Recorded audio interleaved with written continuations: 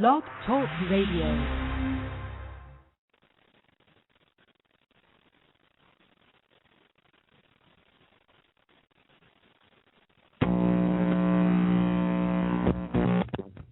I just break out in highs and bumps and all kind of stuff, you know. And then when I quit drinking, it was like, wow, man, guess what? I don't break out anymore. It's a wonderful thing, you know. So it's been a few years. I'm going, so I jumped in the pool. Well, you know what? Still, what I would do is when I get out of that pool, I'd go ahead and just shower quickly. Lots of soap, you know, get that off. And I figured, hey, I'm bulletproof. No, I'm good, man. You know, so, I kept the bathing suit on for about a couple hours afterwards. You know, I fell asleep in the chair. Like, I get up and go take a shower. It's like I got bumps all over me. Going, what the hell? I thought it. And so now I'm on a steady diet of that cortisone cream every couple hours, trying to clear it up. And it's like, what the hell happened to me? You know, it's like anything else, man. You got to realize. Well, the reason I didn't get it is because I showered and did everything else. Exactly. And, you want to test it out? Yeah. You know. Just like, why change something that's working? There you go. You know, just like, hey, if you're out there going, I'm going to probably have one. Guess what? You break out. Give it a shot. You break out in handcuffs. Yeah. Good morning, everybody. 8:01 Eastern Standard Time. Today is the 9th day of July. It's beautiful here in Northeast Ohio. A little cool spell coming through.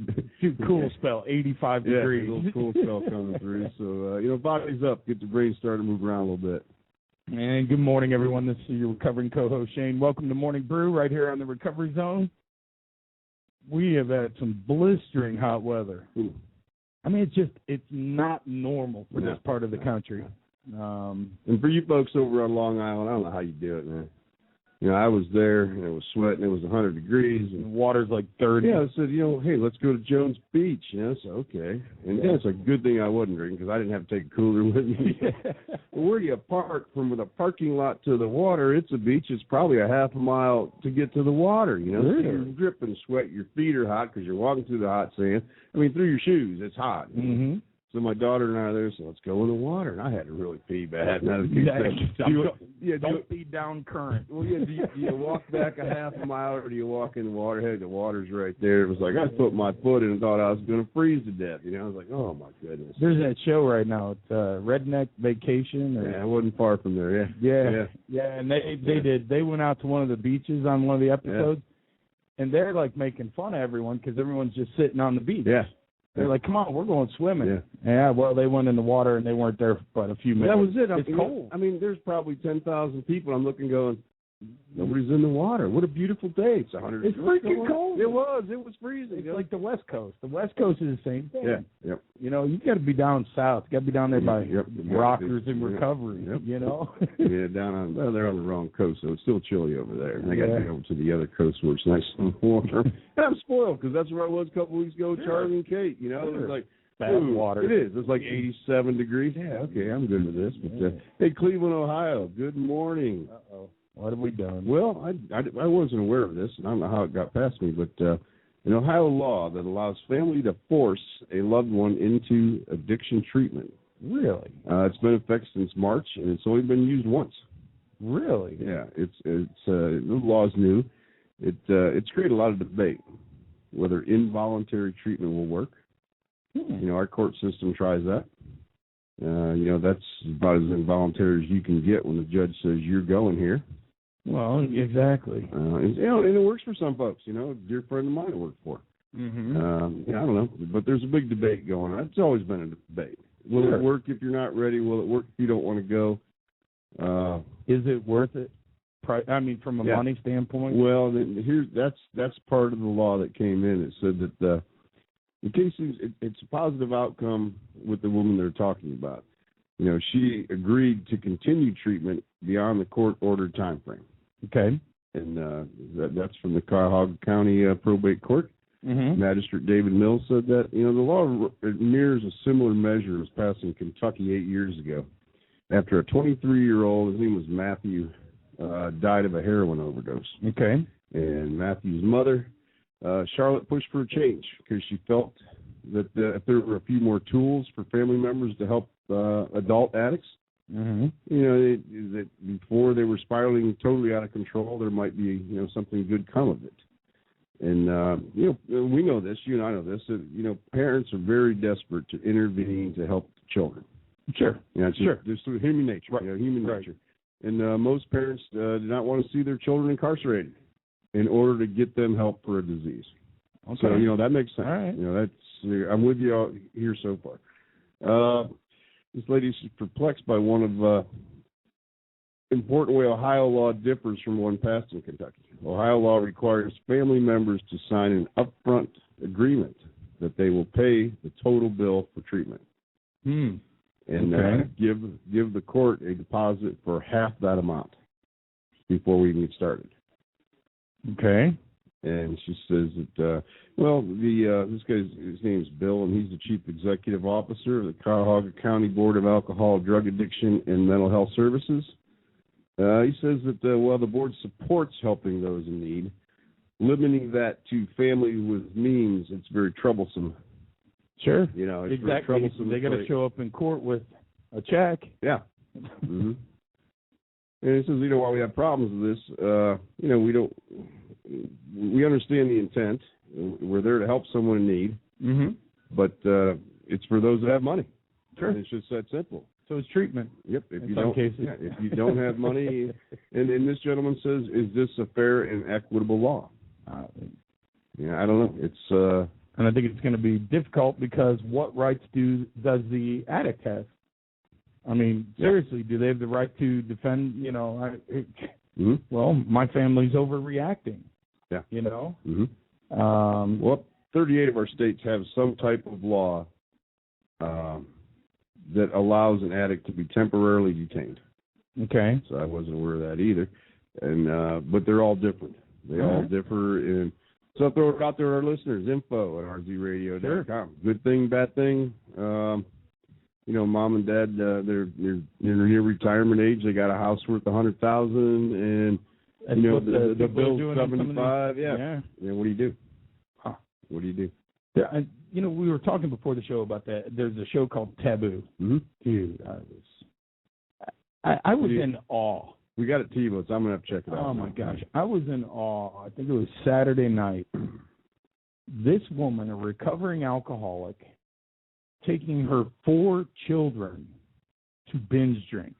Really? She provides it. She's from Norway. And so like 24, 25-year-old, let's go party? Yeah, how about 14 was the youngest. Ooh, I don't know. And I was in awe. I mean, then videotaping after they'd been out drinking all night and they were sick. The 14-year-old was sick. So she videotaped, which, by the way, if you happen to see the show, the scariest part wasn't him puking in a bowl. It was her in her granny panties and a bra and they're in the video holding his head in this bowl. But, I mean, Autumn and I just watched this going, really? Here in the United States, this woman would probably be incarcerated for endangering her children. It just blew my mind. And then they had another, they were talking about alcohol because I've started to notice now alcohol is becoming a bigger news story than bath salts. And I don't know that it's bath salts aren't going anywhere. Yeah. It's the fact that I think that societies are going, okay, yeah, we got them. What do we do about them? Prescription drugs, okay, what do we do about them? What's going on with alcohol? They had another story on there of a kid up in Vancouver, and basically he drank up all of his resources, job, home, blah, blah, blah, and he went into treatment in California. And out of this whole show, the one statement that I caught was how big of a business treatment has become in California. Mm-hmm. And I think the total, it's like a $3 billion industry. Mm. And they call it an industry, and I'm sitting there going, really? So that's what it's become. So anyways, this kid went to one of these posh treatment centers for 90 days at $3,500 a week that his parents were footing the bill on. And, it's the awareness is out there, I believe. I think it's that the general public, everybody has their own problems. Well, that's it, yeah. It's like things are not good. Yeah. We've got presidential candidates running around right now talking about how oh, it's not as bad as it was, and you know what? And we're on the right path. Oh, and you see all these people getting behind them at these gatherings, and it's like, are you guys high? Yeah. You know? But things aren't good, and I think that, a lot of people just have their own problems.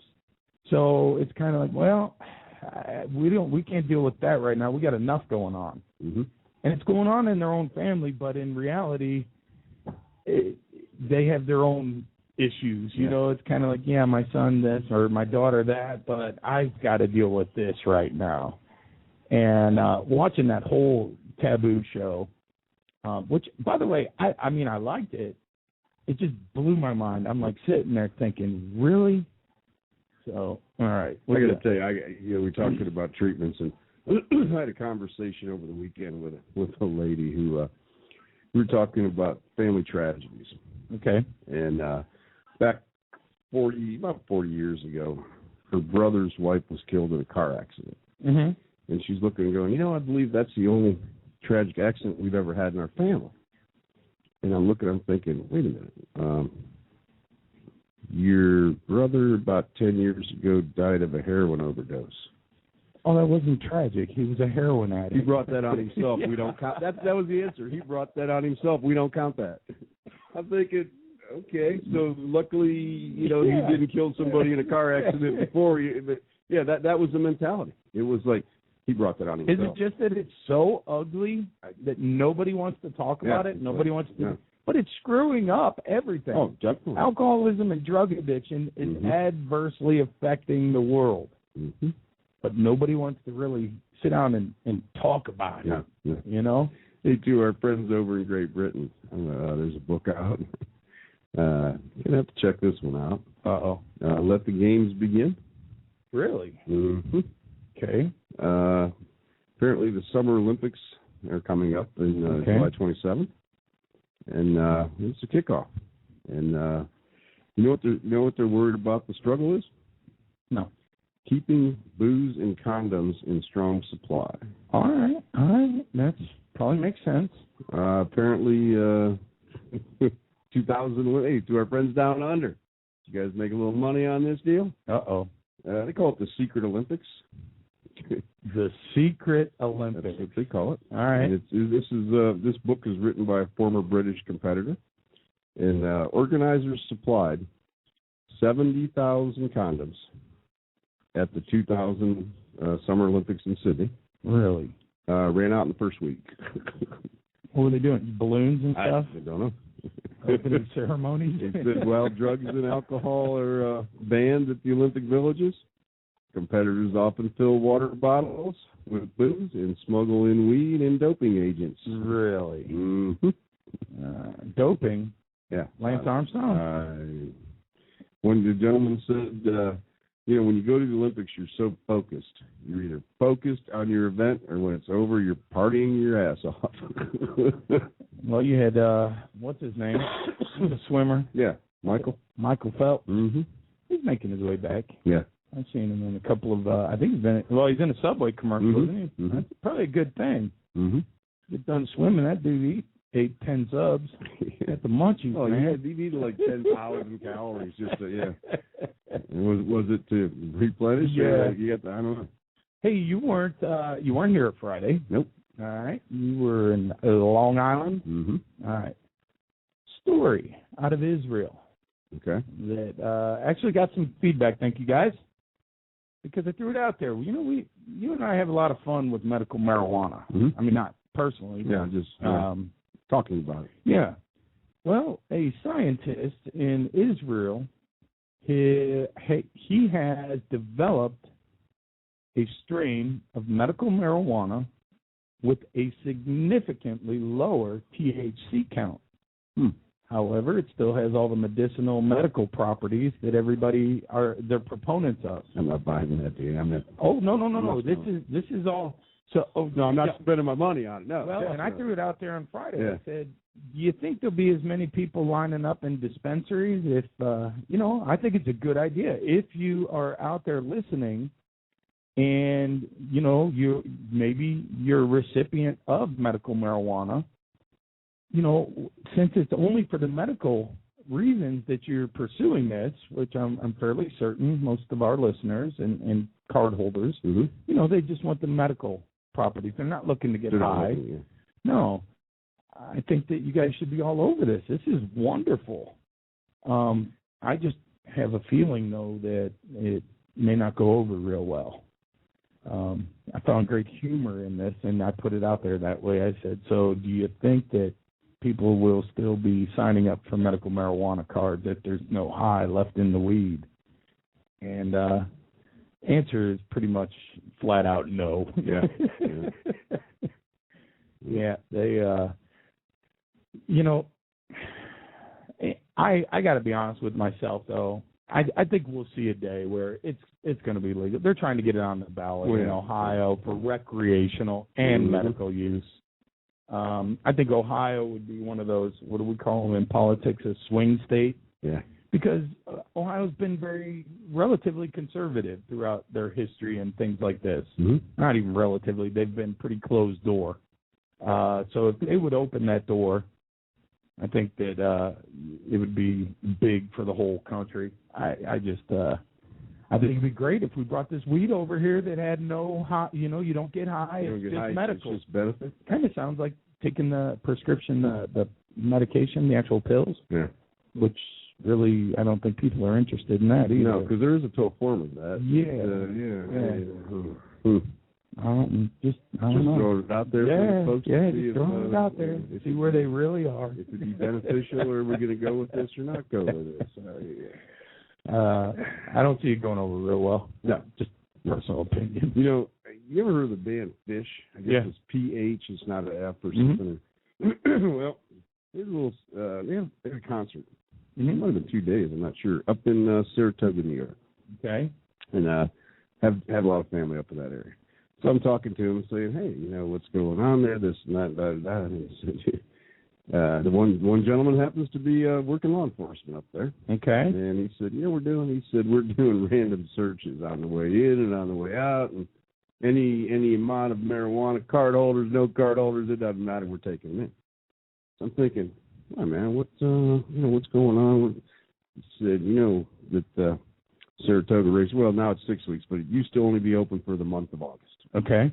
I believe Carly Simon did a song about it, went to Saratoga, Your Horse Naturally Won, and da-da-da-da, and You're So Vain song. Right. Okay, well, anyway, you have people coming in there that, like, take over somebody's house within a few miles away and give them $50,000 for the weekend. All right. So like one of our big golf things. No, this is beyond that. I mean, they're sheiks and things from over that bring their horses, they hang out, and it's money. Okay. In some businesses, there's a hotel up there that opens up for 6 weeks and makes money.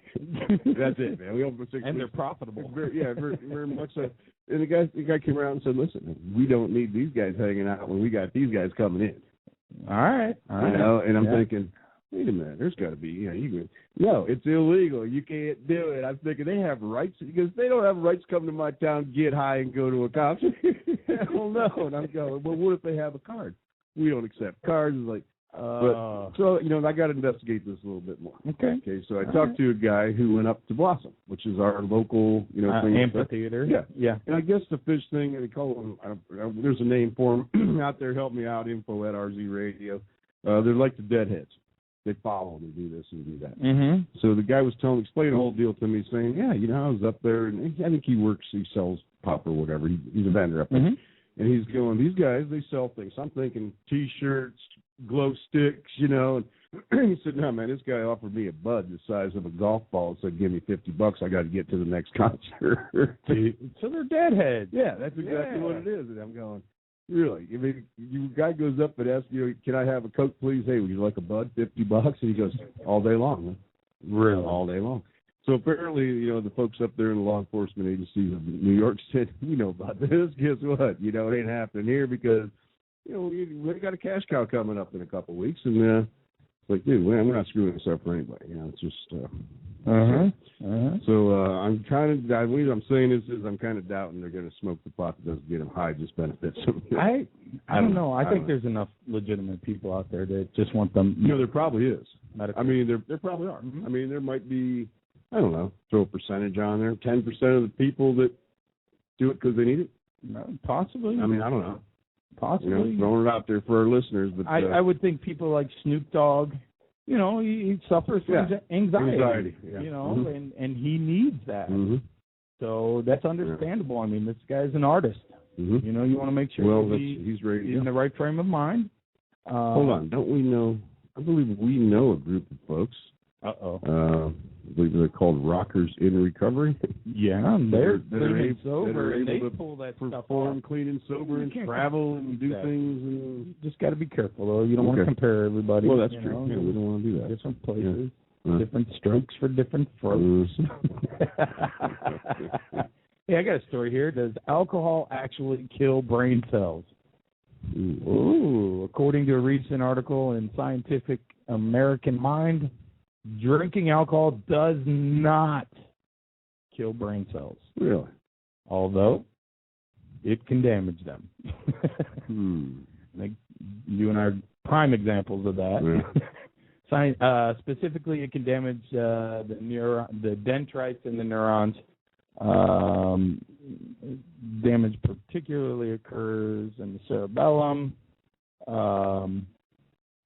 So perhaps the question we should really be asking is not does alcohol kill brain cells, but what damage does drinking alcohol do to the brain?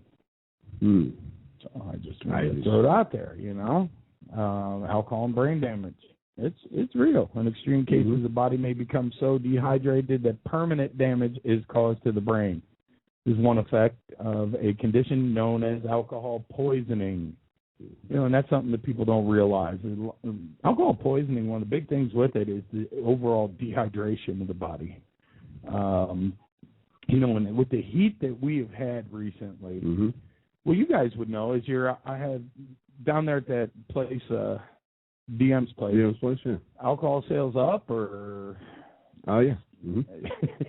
I walked into, speaking of that, down here on not my normal place, another place. Okay. I walked in, and this little convenience store must have purchased a tractor trailer load of 22-ounce beers. They have the aisles stacked with them. See, I don't know. Kids. People want those cold, though.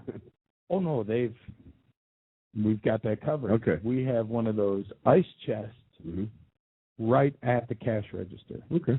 So you can grab and go, yeah. I'm sitting there thinking, really? And we're all about awareness and trying not to have people drink and drive. Yeah. And it's 100 degrees outside. I'm standing here trying to pay for my gas, and right here, I've got ice, in those ice baths. Sure. Oh, yeah. Cool. That's cold, man. I was like, really? Yeah. But, with here's where I was going with that. Alcohol consumption on extremely hot days, we need to keep in mind that it's dehydrating, too. Oh, sure. Last thing on earth this alcoholic was thinking about. But it's true. Remember when you were out there and you drink and drink and drink, play around at golf and never pee? Oh, God, yeah. Yeah, never pee. Yeah. Yeah, it's like... It's still, on hot days, think about it. You're consuming water, even like Gatorade and things like that. And, you get to the end of the day and go, wow, I haven't even hit the bathroom once. Yeah. You realize that you probably need more fluid.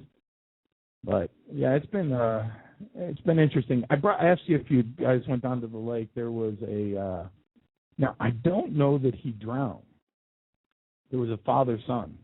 A 27-year-old drowned. I think it's father-son in Berlin. Yeah. I just got on the way in this morning, yeah. The older man, he was underwater for a while. I think they got him to a hospital. Is that the same one? The story I got was a 5-year-old was out there. They were trying to get out to Sandy Beach. I guess they were swimming. There's an island out there. Yeah. And And apparently the 5-year-old had some problems, and the 27-year-old went and got him and was pulling him back, and he got him. I can't understand because he got the 5-year-old survived, but the 27-year-old drowned in 6-7 feet of water.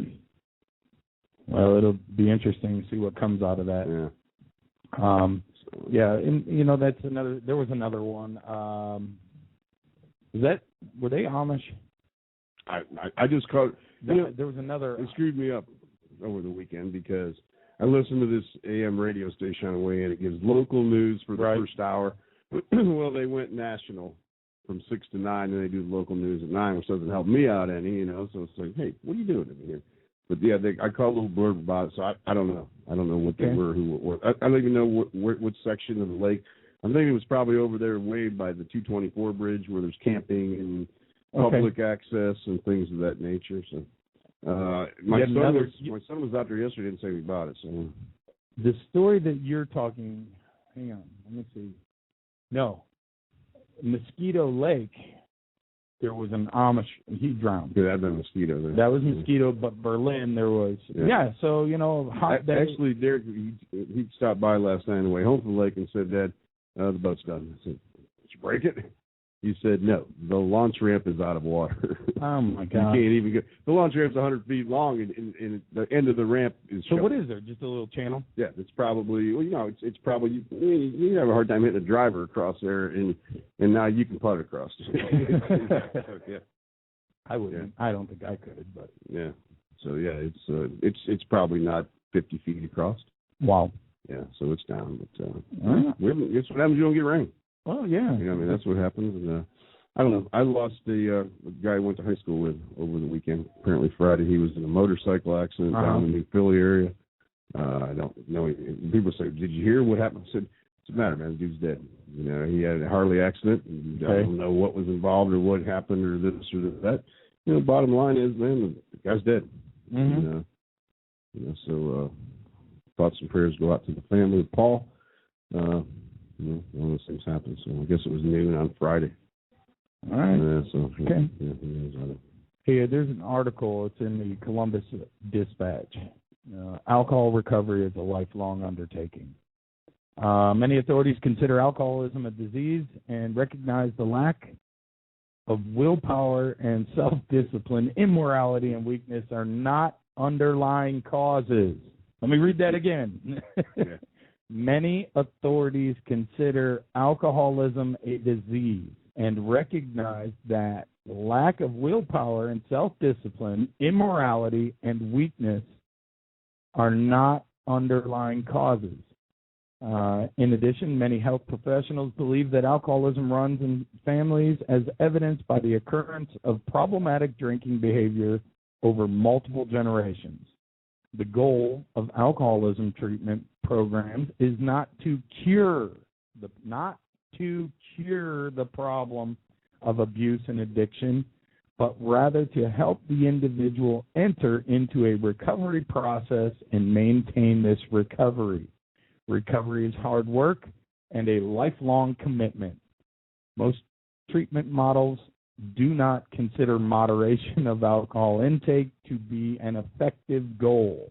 Instead, recovery and the maintenance of sobriety require total and permanent abstinence from alcohol use.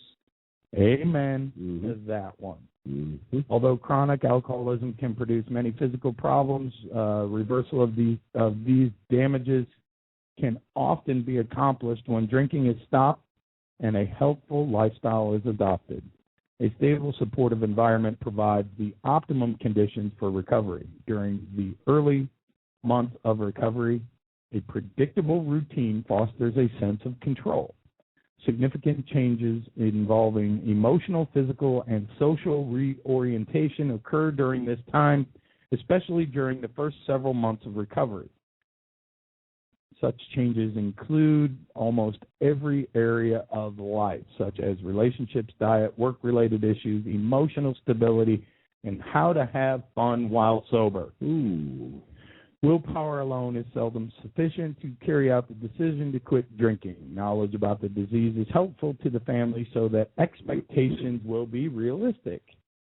A formal rehabilitation program and support groups such as Alcoholics Anonymous are often helpful when the alcoholic begins the recovery process. I think it's a good article. Yeah. Good awareness. Yeah. Mm-hmm. Mm-hmm. I'm reading over here, Ernest Borgnine passed away. He was an actor. He was 95 years old. Mm-hmm. And just for some folks out there, he he was a star with lots of generations.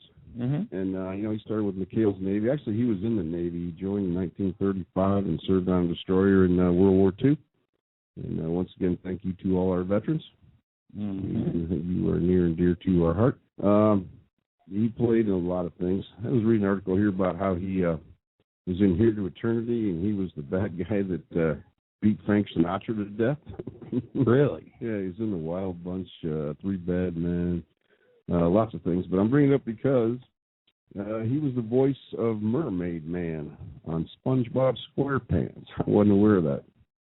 Okay. And so he's still working at, in his 90s and passed away. So if anybody remembers McHale's Navy or any of those movies, the guy was born in 1917. It was the same year as my mother was born. Really? Yeah. And I got to say that you Navy guys, man, you have it way too easy. Uh-oh.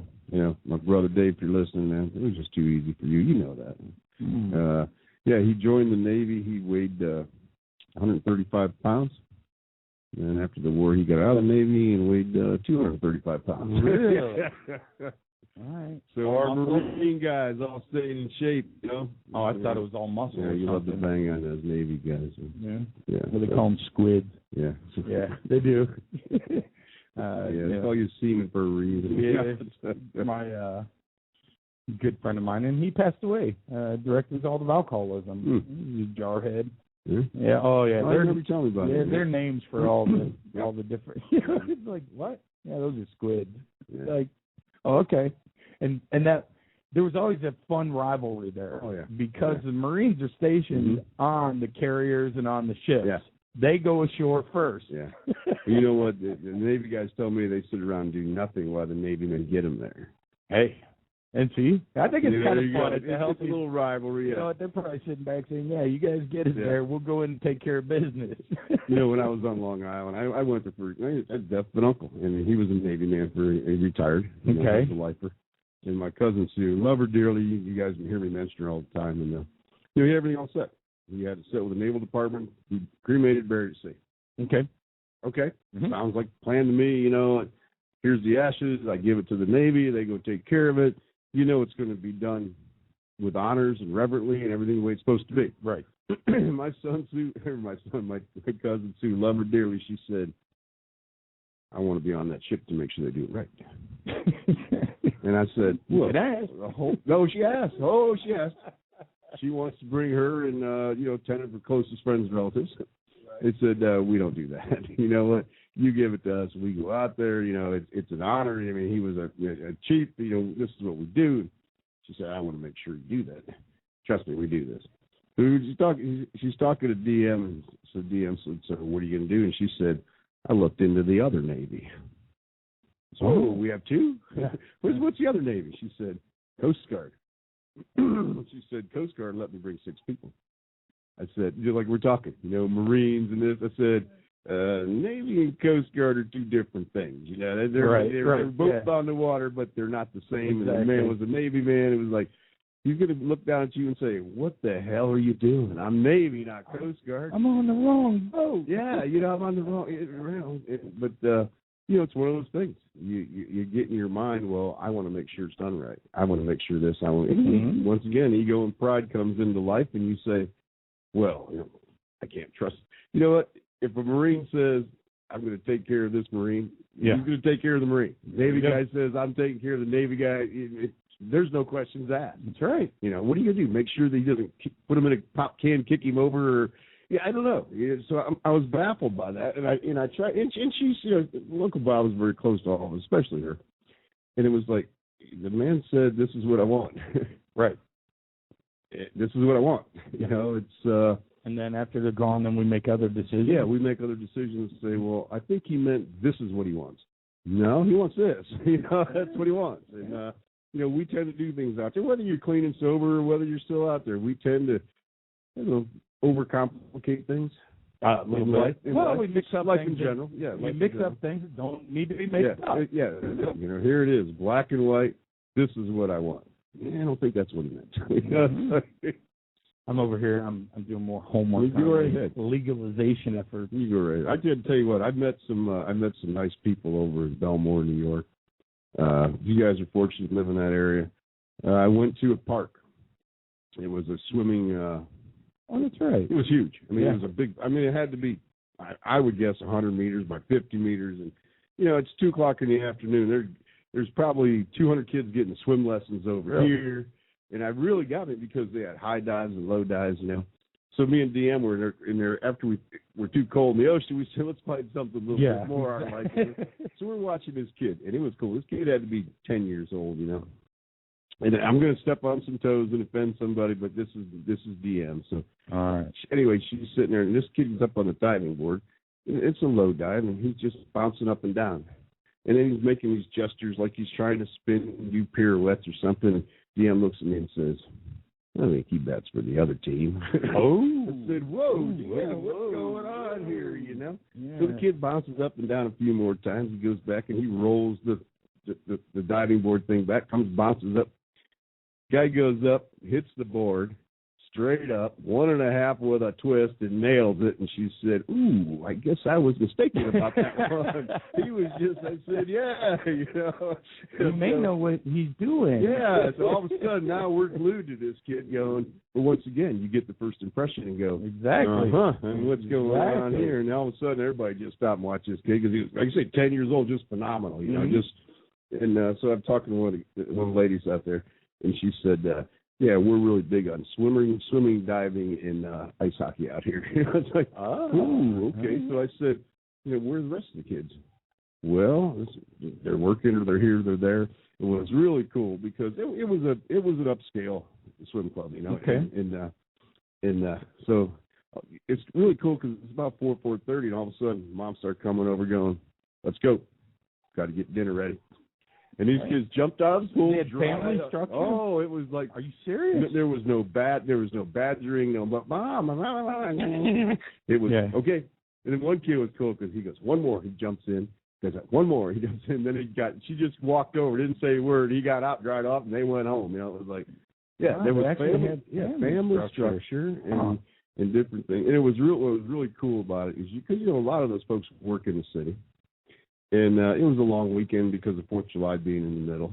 And this was Thursday. And there was a couple dads there. And these dads were white as a sheet. It was like they don't get to get out in the sun because they work all day long. It was just cool to see, good families having a lot of clean, good fun. Mm-hmm. And, watching people teach their kids swimming lessons, diving lessons, things like that. And it was good to see. So, you guys out there in Belmar, I was very impressed. More impressed though, I like food. Yeah, I like food, and so DM and I, we had to stop different places. It was like, wow, in this, I got to give you this one story, then we'll get to something serious. So we're gonna go to the beach, and she said, we got to get a pizza. Okay, get out, it's New York, we got to get a pizza. So she calls up this place. Uncle Bob had the thing. I forget the name of the restaurant. So that's where he gets his pizza. Okay. So she calls up and says, I want a small pizza. I said, pizza. You want a pie? That's it. She said, yeah, I want a small pie. She goes, no, you want a pie? And she said, yeah, I want a pie, a whole pie. Okay. So we go pick it up, and the guy says that's $25. Nice. And this thing was had to be 18 inches in diameter. And so then she walks out, and she walks back, and she goes, oh, hold on. And she went and got me, because I love them, but can't have them because the family doesn't like them, a little container of fresh anchovies. Not your canned stuff, buddy, the fresh, good. That is nasty. So it was cool because she said, I guess they don't make small pizzas out here. You get a pie, you get a pie. And it was delicious. We ate it for a few days because it was huge. But, different cultures. I'm sure. We talk about cultures all the time, and, you got the Jewish population here, the Italians, the Greeks, and just the food. I think maybe in the Midwest we consume food just to fill ourselves. Yeah. And there it's for the taste. Sure. It was just. And that is why I used to love going to Chicago.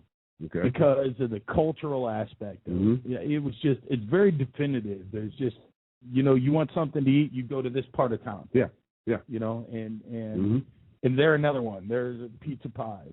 Yeah. I mean, you can get them with crust, literally like a pie, where they have a top and a bottom crust. Yeah, just all kinds of good stuff. Yeah. Good stuff. Mm-hmm. Missed a lot of that stuff, Yeah, because I was busy doing other things. Mm-hmm.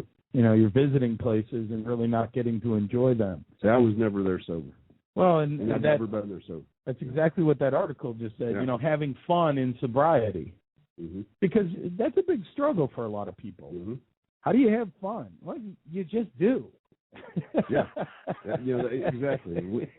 You know, I don't think that you set out to say, oh, well, maybe we should try this. Maybe we could have fun sober. You know, you don't. I don't think like that. Do you think? No, you just. No. It's like, yeah, let's go do this. I was doing that.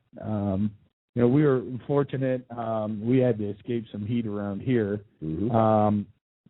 We took off for about 2 hours the other evening to cool off, and we went to one of our big parks here, where we hike back in, and it's literally a little stream, a little creek. All right, and there's some deep holes, and we go back there and swim, you know, and cool off.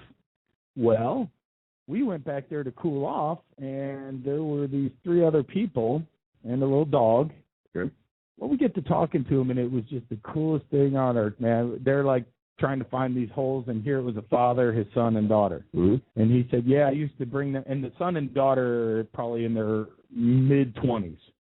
And he said, I used to bring them here when they were little kids, and da-da-da-da-da-da. And here they're from a upper echelon. They're from a nicer community. Okay. And we were kind of walking by them down through the creek bed and said, come on, there's a deep hole up here. And so they followed us up, and all of us just kind of floated around, soaked in there. And it was really cool because they had the same mentality we did. This place is great. You're 15 minutes away from city life, and you can escape it all. You know, it's not a chlorinated pool. It's like all natural. And it was really kind of cool. And then getting to talk to them about where they're from, and it was like, wow. See, we were all laughing. No offense meant by this. I'm like, yeah, see, everybody's got some redneck in them. Yeah. And they were like, yeah, of course we do. You know, just some people don't want to show it. So it was really, we needed to. It was hot. Yeah, it was very hot. Yeah. So it was cool. You know, you went to a pool. You got to see the family structure. We got to see family structure in the backwoods, you know. Yeah. And I thought it was really neat because as we walked out, I thought, well, we take the kids back there, and hopefully one day they'll remember that, and they'll you know. So cool stuff. And guess what? Fun. Yeah. Wow. Yeah, just fun. Having a good time. Doing nothing, you know. All right. Got anything good? I was looking. I've been behind for a few days. I didn't. You know, when you get behind, you get behind. That's right. And you got to catch up. I tell you what, I was beat. You know, we just lots of miles, lots of time, and just things happen. So I was catching up on some emails from some folks, and I wish I wish I had a button where I could say, would somebody read these for me to make sure I can forward them or do things with them? Okay. We need somebody to, pre-read. Hey, another Zoe 101. I think that was some kid's show. I remember a couple of years ago, there's some chick here in the Akron area was a part of this show, and she got in some trouble. Well, I guess another one of their stars, he's in some trouble. Apparently had to do with weed and a 17-year-old girl. Hate when that happens. Yeah. I think you got to find some other ways to have fun, huh? Yeah, I would think it's probably not a good idea. Hey, Friday afternoon, I got to sit in a courtroom. Did you really? Dude, it was awesome. I could sit there all day, every day, and listen to people like me. I had to take a friend. He had some issues going on, you know.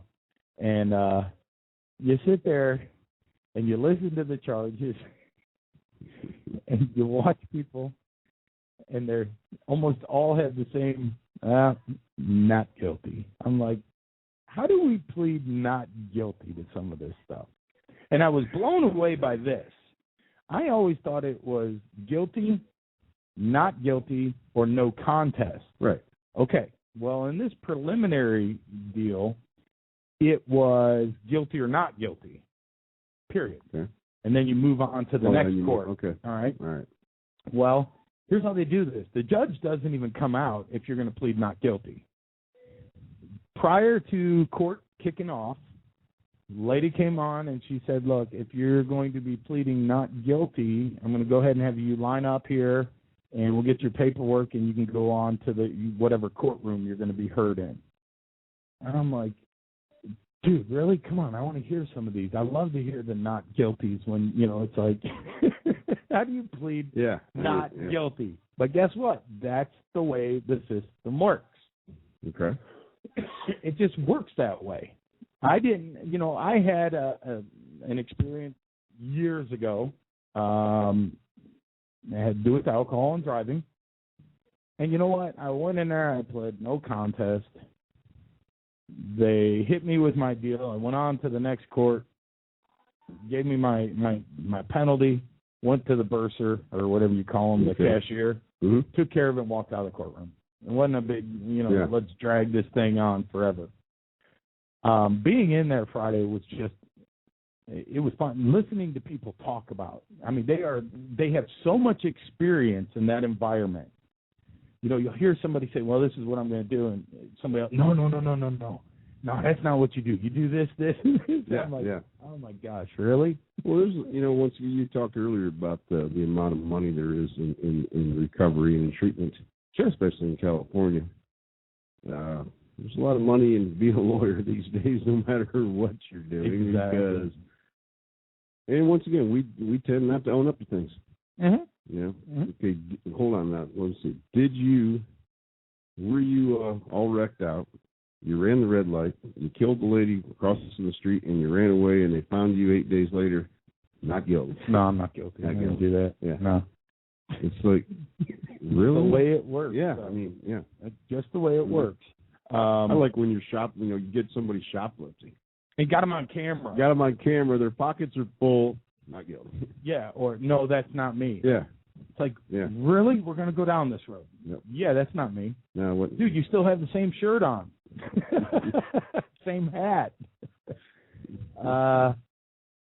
Rates of drug use and addiction is soaring for baby boomers. And, I bring this up because this is real. Mm-hmm.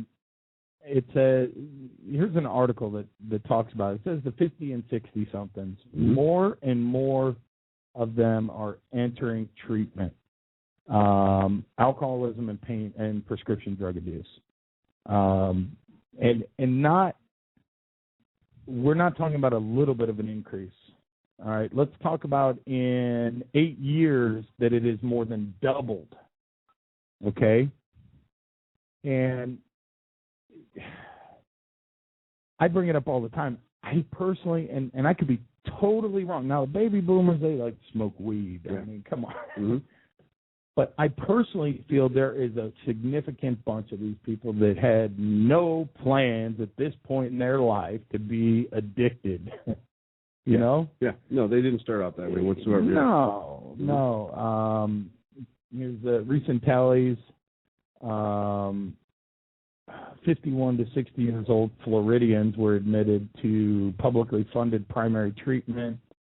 There were almost 5,000 Floridian people, 51 to 60, which is a 37% jump in less than a decade. Mm-hmm. A decade ago, that age group constituted just over 8% of the overall admissions. Last year, it was 14%.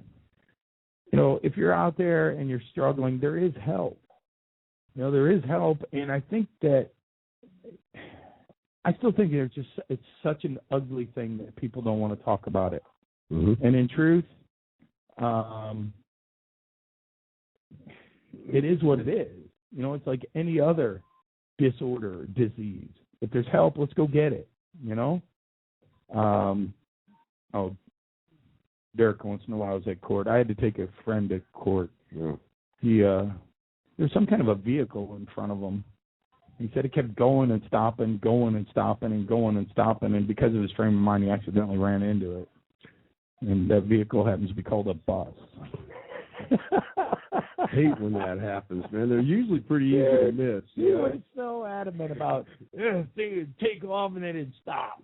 Take off and then it'd stop. And, when he was in a better frame of mind, I said, we got a lot to talk about. Well, I said, you have given me material for the rest of my life. I like that. You take off. That bastard to take off and stop. Take off and stop. I got it out of drive. He was fired up about that when he was under the influence. He's like, and then, it's really not my fault. And I'm thinking, we call those buses. Yeah. They stop. Go, they stop. They go. And you know what? It's not like they were, weaving in and out of lanes. They followed the curb lane pretty much, because that's where they stop. You got to be careful. It might have been the alcohol or the Xanax. I'm not sure. Yeah. It may have just been a bad bus driver. Could have been, yeah. Or those people all screaming out the windows, Yeah. Yeah, you'll have those days when that happens. And yeah.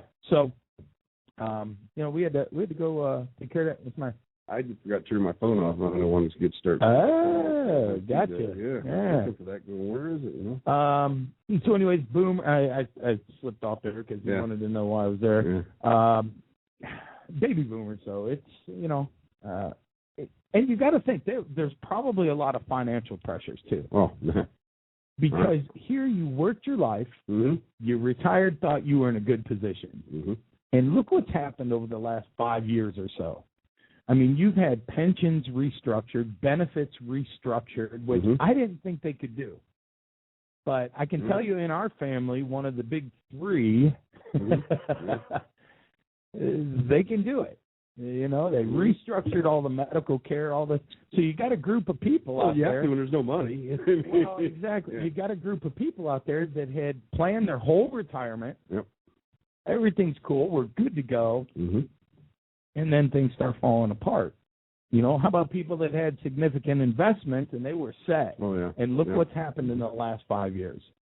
Some of these investment portfolios are they're gone. You think maybe that a lot of that, I believe it's a lot of that was we trusted other people instead of saying, hey, man, I got to watch out for myself. But when you're promised all this going, you'll have this forever, this will be this. Exactly. I know a lot of guys they were in the service station business back in the 70s and 80s. And the oil companies would tell them, when you go to sell your business, there's your retirement. And all these guys look forward to it. And all of a sudden, an oil company gets bought out by another oil company, and they come in and say, hey, your lease is up. See you later. You're not getting a dime. And there's guys counting on $250,000 toward retirement, and it's gone. Right. And all of a sudden, they're in their 50s and 60s going, man, I got worked nothing. For 30 years, got nothing. That's right. I got my tools. I got my wrenches. And there's one of those pressures that a lot of times as a human being, we don't like that stuff. Sure. And we try to escape. I think there's that aspect. There's also the aspect that you have the innocently addicted. Sure. And then you probably have the recreational users that have been recreational users forever, and eventually it becomes a problem. But, if you're out there and you're struggling, there is help. There is hope.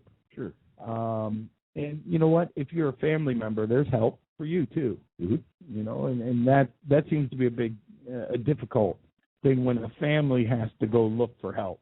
Yeah. Because guess what? It's not my problem. Oh, well, obviously it is, because I just asked about it and you got all fired up. But we've never had this in our family before. What do I do? There you go. That was always the neighbor family, but never in our family. What do we do about this? There's hope for you. It's out there for you if you want to go get it. We were really disappointed, speaking of neighbors. Yeah.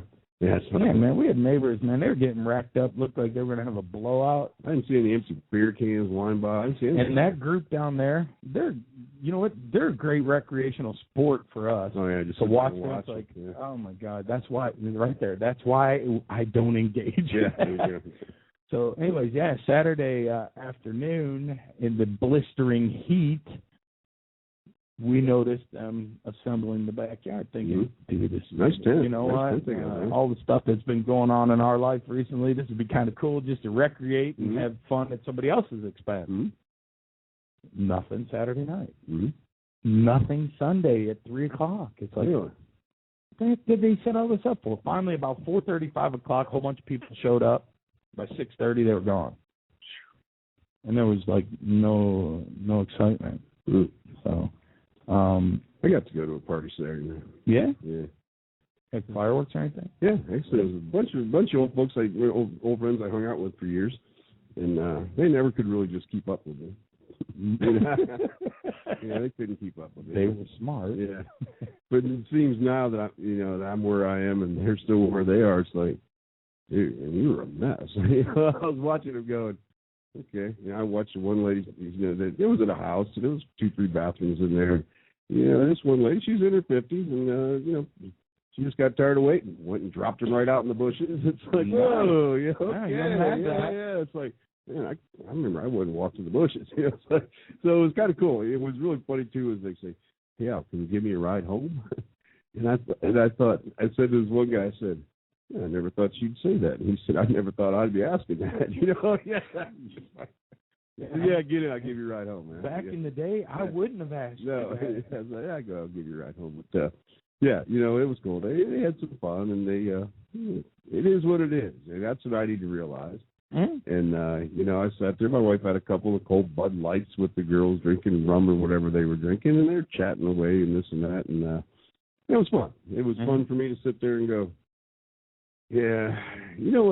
I got to tell you, though, that one girl was she was having a nice poured big old vodka with a little bit of juice, and I'm looking back going, yeah, So, the thought does enter into your mind every now and then. What you do with it. Yeah, and I'm going, it's like, just like when I was on Long Island, I don't even like beer. Yeah. When I walked out to the ocean, I'm walking back, it's 100 degrees. I looked at my daughter and I said, I don't even like beer, but, that's something that sounds good about now would be a cold beer, and I'm like, yeah. So I went back and had my Diet Right tangerine, and there you go. You move on. But, I got to tell you, even when you get a few years under your belt, you get a thought every now and then. Something reminds you of something. The thought is just a thought. Yeah. And what you do with it makes a difference. There you go. Now, I've had a lot of individuals in early recovery, and they get discouraged because they have those thoughts. Yeah. It's like, well, I'm not going to, I was thinking about it. Yeah. Did you actually drink? Well, no, I just thought, okay, so we're getting somewhere. Let's build on this. Yeah. Let's build on this, because in the past you wouldn't even think about it. You just do it. Yeah. So we are getting somewhere, and we're having a conversation about thinking about it. And a lot of times people find that discouraging, that they're still human beings. Oh, yeah, yeah. What's funny about this party on Saturday was it was hot. It was great. You sure? BYOB, it's about 8 o'clock at night. I'm thinking, man, I'm thirsty. So I go out to my buddy's fridge in the garage, open it up. There ain't nothing non-alcoholic. Yeah, not a damn thing. There's probably 40 coolers along here, All right, I'll start popping. I didn't think I was going to go there, so I didn't pack anything. Sure. So I'm starting opening coolers. I didn't see a Coke to mix anything with, So finally, my buddy Rod, I said, dude, I'm thirsty. He goes, yeah, come on over. And Rod, he's a traveler. Okay. So he's going there for 4 or 5 hours. He brings 2 walleye coolers. All right. He's a Genesee guy. All right. So 1 walleye cooler is nothing but Genesee. Okay. That's for him. All right. His wife drinks rum and Coke, so over here is rum and Coke. This dude shows up with a utility trailer. He's got a Suburban. It's a Suburban, and the seats are folded down. And he went there for 3-4 hours. So he goes, yeah, I got something. He goes, you want Pepsi or Coke? Like, there you go. Okay, thanks, man. Whatever you got the most of. There you have the Pepsi. It was like, yeah, but it was like, wow, geez, man. I'm screwing around for 20 minutes looking for something to drink that didn't have alcohol in it. And then the fireworks went out, and you know what happens when you get alcohol and fireworks. Oh, yeah. As long as nobody gets seriously injured, they are a lot of fun to watch. Well, you have to throw in the mix hillbillies with money. Okay, alcohol, fireworks, hillbillies with money. That has the making of a television program. It was fun. They were good-hearted people. Everybody had a lot of fun. There was a pool there, a hot tub, and they were playing cornhole, and it was I just sat back and just started listening. But that's what and the thing is, my point of this whole thing is, if you're there and you forgot to bring something for yourself, go look around or go home. Yeah, or and that's go home, man. And if those thoughts really start to creep in, you know what? Get up and walk away. There you go. Give yourself. We talked many times. I can't. Yeah, way out, man. Yes. Yeah, way out. Yeah. Yeah. You know what? You can walk away. There you go. So. Hey, what do Rockers in Recovery have coming up? I was going to look at that. I got an email from him just this morning. Really? At about 6:03 a.m.? I believe it was. Yeah. Yeah, I believe it was, yeah. So I know it wasn't him. Get that thing on auto. Hey, you know what? And it's awesome because they're very thorough and they Yep. just continue to get information out. Mm-hmm. So anyway. Well, it's a good story. It It's is. a true story. Yeah, since about, I believe it was 2008. Rockers in Recovery was a mission to lend support to musicians and music lovers who are in the recovery community or support recovery in the recovery community. Rockers in Recovery, they offer different platforms to carry the message of hope in an exciting way. You might want to check out RIR Magazine in print and online. RIR radio station, you're probably listening to us there now, podcasts, excuse me, TV, live concerts, streaming, lots of concerts and festivals. And one of the very important things for any organization is sponsor. We sponsors are very, very important to anything we do. And, sometimes people sponsor you with money, sometimes with products, sometimes just lend a name, just a sponsor. You need sponsors, man, and that's the thing. And, John, the big guy down there in Florida, he realizes that. He loves the sponsors, and he takes care of them. So if you're looking, you might want to sponsor something in the recovery community, and you need more information, we'll give you a number, 954-826-4920, or you can email them, info@rirconcerts.com. Sponsors, like I say, very, very important, and, sometimes we forget to say thank you, so I'm going to thank all John's sponsors ahead of time, and I'll get a list of that. If I throw it out for you tomorrow, John, send me a list so I can just read off, and, you got to help me out here because my spelling isn't very good, so send it phonetically proper. Just playing with you, man.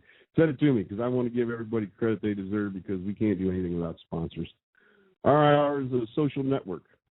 Like the RIR Magazine, it's a place for musicians who are in recovery, can spotlight their music through interviews, calendar events, and, featured artists. On this platform, they can also upload their music and videos. RIR Social Network is a safe arena to share and receive feedback, as well as announce upcoming concerts, festival events, and things like that. So check out rirconcerts.com. Nice. I have a sponsor. Yeah? I heard you guys listening. Yeah, were you? That's good. Let's pay attention every now and then. And let's be realistic about this. We've been talking about sponsorship of the Recovery Zone. Mm-hmm. Dude, what an uphill. You got to give John credit. It's really cool because they can take whole music, entertainment. And I don't want to talk specifically about Recovery Zone. I want to talk about funding mechanisms in our country because that's all we know about is here. You start looking at some of the things that our tax dollars are behind, and it's like, why wouldn't we want to spend a little bit more trying to promote recovery efforts, addiction recovery? It's not glamorous. Well, it's not. But it's so detrimental to society, Mm-hmm. We talk about individuals being incarcerated. It costs money. Everybody seems to miss that. Wow, they need to be in jail. Okay, well, then you're going to pay the bill because you are. I don't think that the general citizen, the average citizen in the United States of America realizes how much money we spend incarcerating people. And spending it over and over and over again. I don't think that people look at that. You got them out of my neighborhood, though. That's all I want you to do. Billions upon billions of dollars. Mm-hmm. But, that's what they deserve. Well, let me tell you something. Okay, based on their actions, maybe they do. But maybe we should spend a little bit and try to help them. And why should I have to help them? Well, because if you don't, you're going to end up paying more on the back end. So like it or not, maybe we should spend a little bit and help people out. I do enough of that. You know, you listen to this, and I think it comes down to the lack of not information, because there's plenty of information out there. It's, you know, people aren't educated on that aspect. It's like throw them in jail. Yeah. Okay, great. You know, they need to be in prison. Okay, great. That's about $20,000 a year. You know, general prison. Now you want to put somebody on death row? That's about $40,000 a year. Well, what do you mean? Well, that's what it costs. And then you see some of the efforts that get funded. And, you know, I have a big hang-up. I love exploration of space. I think it's cool, okay? But I also think that we know enough now, because realistically, to find the end of the universe, who the hell cares? You know, who really cares? Well, we need to find out how the Earth was born. Why? Okay, why? Why don't we just focus on taking care of what we got, because it's all we got? And billions on things that really, I got to be honest, just really don't seem to matter. They don't benefit the human race. How about the race to the bottom of the ocean? Yeah. And where is that? Who cares? Yeah, where is that? Well, we found a lot of new crustaceans. Well, that's cool. Any of them have the notebook on them that cures cancer or addiction? I mean, because that'd be cool. Yeah. You know, if you were able to identify that one of these critters at 60,000 feet deep or whatever happened to have a journal on him that told you how to fix all this. Okay, great. Let's go get it. Yeah. I get frustrated when I see these things. You know, it's like we have bigger things to worry about. And we have real things that affect us today. But let's take a look at where the Earth came from and when the sun might burn out. Yeah. If we find out that the sun's going to burn out in 2.5 billion years. Okay. So? Yeah. My worry is put some water back in the lake. Yeah, really. I mean, it's like, okay, that's great. Mm-hmm. You know, how about this? We figure out the sun's going to burn out next year. Yep. Okay. What are you going to do about it? Yeah. You're going to go up and relight it? Yeah. How about if we spend some energy and effort focusing on people today and what they need, you know? Just a thought process. Yeah, just an idea. Yeah, I got a senior dude to send me. All right. It's pretty funny. It's clean. So, Charlie, I know you didn't send it to me. So yeah. The guy got a letter from the IRS. Really? Apparently questioning his tax return. Uh-oh. Yeah. He said he was trying to save the government money. So he filed early to keep them from hiring extra regular people with tax titles. Okay. Try to save him some money. Mm-hmm. He says understanding was because I'm doing my taxes this year. Response to a line which said list all dependents. Oh, man. All right. Here we go. So the dude put down 12 million illegal immigrants, 42 million unemployed people on food stamps, 2 million people in over 243 prisons, 535 fools in the United States House and Senate. My wife and myself, I owe nothing. Signed his name, and they said, that doesn't work. So. Good try, though. A little senior humor. Hey, I want to bring up something here. All right. That I would do. Okay. It's a DMO spaghetti dinner. Oh, July 14th at 4:30 from 4:30 to 7:30. This is here locally in the Akron, Northeastern Ohio area. Here, yeah. All right, 4:30 to 7:30 p.m. Marlboro Christian Church. It's in Alliance, Ohio. All right, where that is. All right. DMO will be defiant, motivated, and always optimistic in the search for a cure. But until then, we will keep striving to increase the quality of life for people with ALS or PALS by building homes for patients with ALS and other MND. I think we need to expand some of this. basically they're having a spaghetti dinner. I'm trying to think. ALS. You have several. I want to expand this for them. Go right ahead. I wanted to make sure. Yeah, Lou Gehrig's disease. Yeah, I wanted to verify it. Yep, Lou Gehrig's disease. Anyways, there are tickets available. They can be purchased for $8 for adults, $4 for children. Children under 5 are free. Please buy tickets in advance. Next Friday? Yes.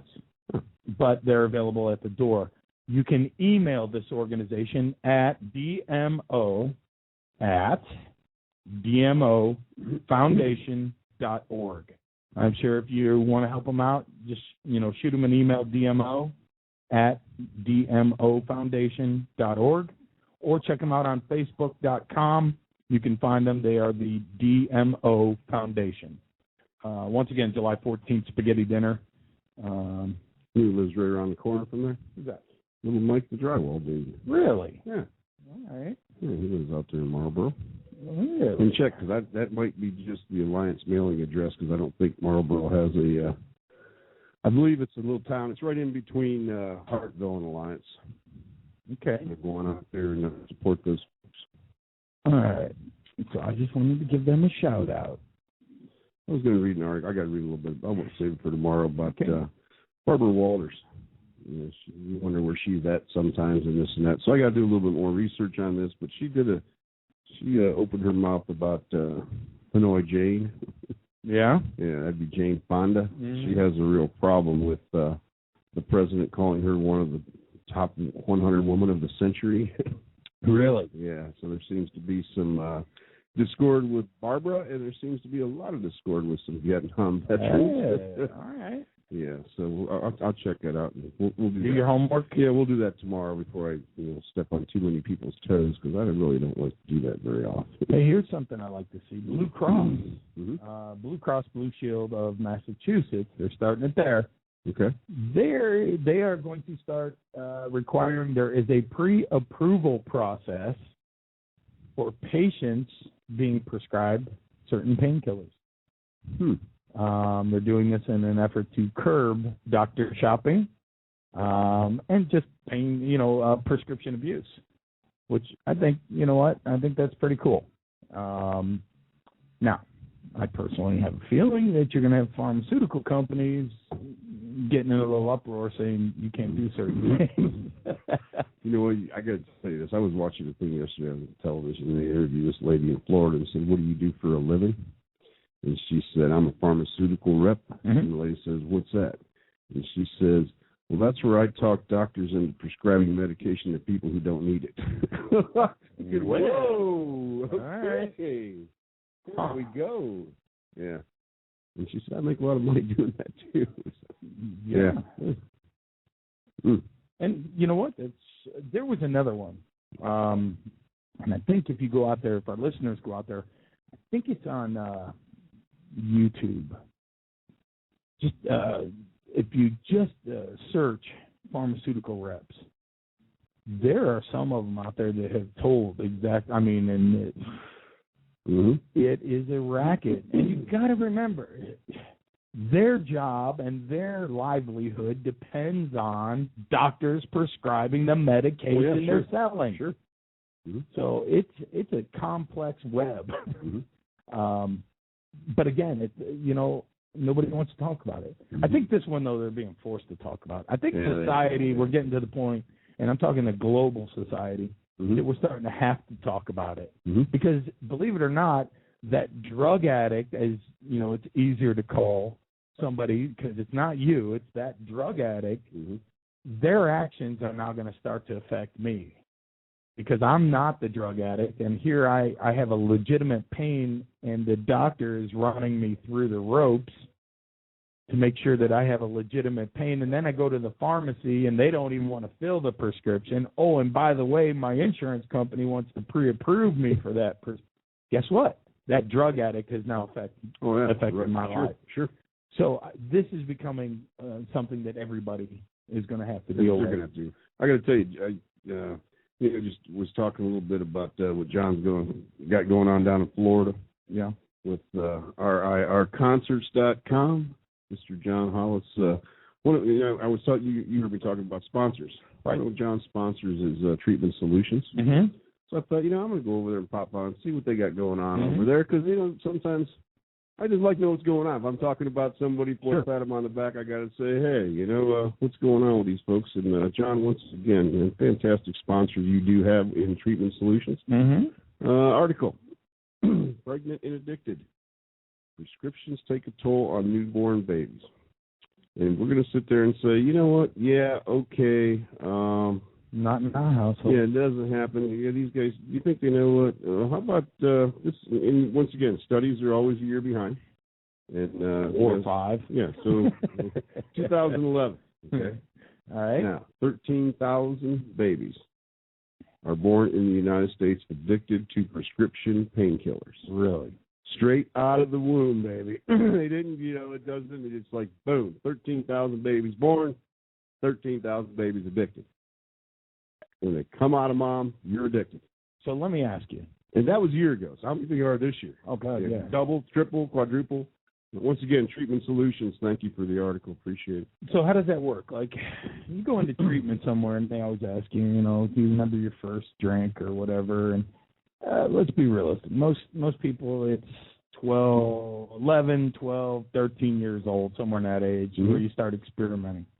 So will there come a day where these kids are like, I came out using? Yeah. It's not funny, but when you think about it, that's the truth. Just a few years ago. I came out addicted. Yeah. Just a few years ago, was the term crack baby. There you go. Yeah, and that wasn't that long ago. Mm-hmm. And Tony, but Tony, if you're listening, Tony's my nephew down in You crack baby? No, but whenever he does something stupid or misses a putt or something, I say, yeah, you were a crack baby. Yeah. It was kind of a joke with Tony. Look at you, man. Yeah, look at you, Tony, you crack baby. Yeah.